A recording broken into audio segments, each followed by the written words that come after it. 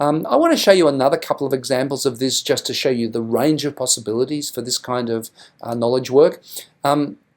This here is a project with the Norwegian Red Cross, where we actually had 3 groups of paramedics working on the problem of paramedic services and paramedic work in crisis situations and in dangerous situations. So, for example, what is it to be a paramedic during the Ebola crisis in West Africa? What is it to be a paramedic in war zones? I'm assuming this here may be Syria or maybe northern Iraq. I'm not an Arabic speaker, so I can't really tell. We've got our rubric over here on the right. We've got our results here. We've got our different reviews from different people over here. It's the same kind of architecture.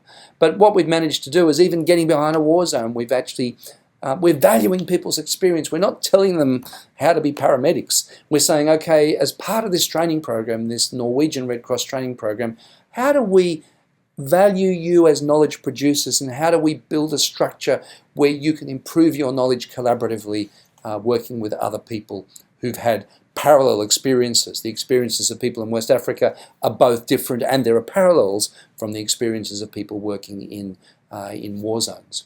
One more example of how this works, I'm going to take you to a community now. This is a World Health Organization project that we were involved with, where in fact, if you go down here, we'll see we had 73 people from around the world. Now, the World Health Organization has this framework, this 7-point framework about how to build routine immunization particularly in developing countries in all parts of the world. And what they could do is they could go out and they could show their PowerPoint and they could give training sessions where people sat and listened to the trainer and whatever. But what they decided to do with Scholar as a kind of a learning experience was to use the creator space and to build peer-reviewed projects about how routine immunization is implemented in different countries of the world. And as a result of this, there were actually 47 published works that went through the peer review process in Creator.